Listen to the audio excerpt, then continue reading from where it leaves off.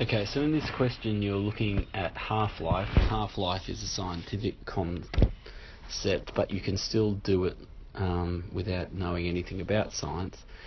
Essentially, what it's telling you is that the half-life of radium-226 is 1390 years. Now, what it is irrelevant. The time is relevant because that is T in the question.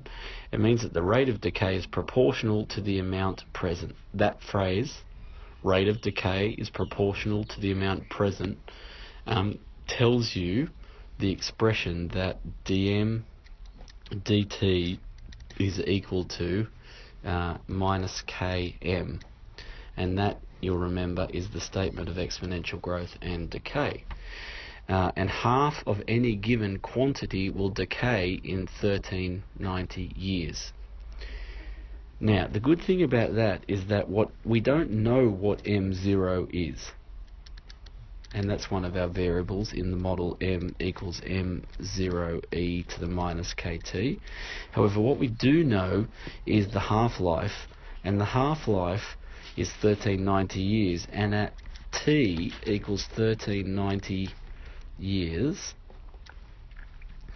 we have m is equal to half m0. So we don't know how much started there, but we do know that m0 is the amount it started with. And the reason we know that m0 is the amount it started with is because you sub in t equals 0, and you get e to the 0 is 1, and m is m0. So that's the starting amount. But the half-life, m equals that half m0 is equal to m0 e to the minus 1390k. Now that's good because we can divide both sides by m0 and get half is equal to e to the minus 1390k. We can log both sides and get log of a half is equal to minus 1390k, and we can get k is equal to log of a half over minus 1390.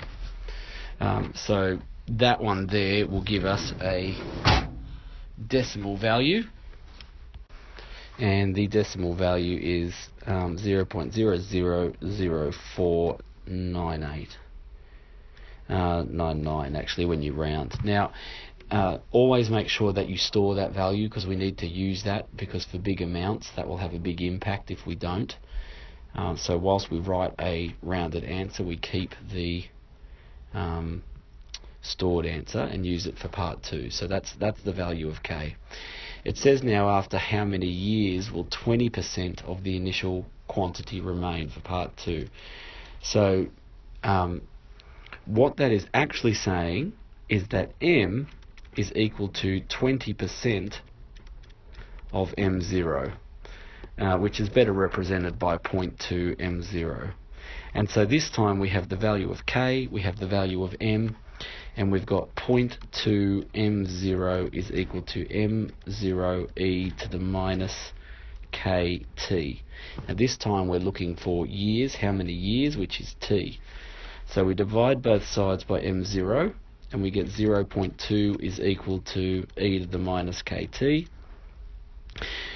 We log both sides and get log 0.2 is equal to minus kt, and then to find the number of years t, we do log 2, or log 0.2 I should say, over k, over negative k, which is over negative 0.0000499, and this is where we use that number again. So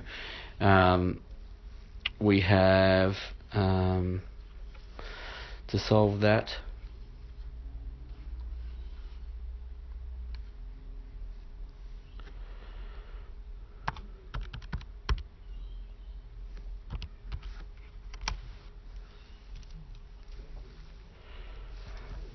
and so when I type that in, I get 3,227 and a half years, and it doesn't tell me to round, and because it's 0.48 I'm just going to say and a half years, and that's it.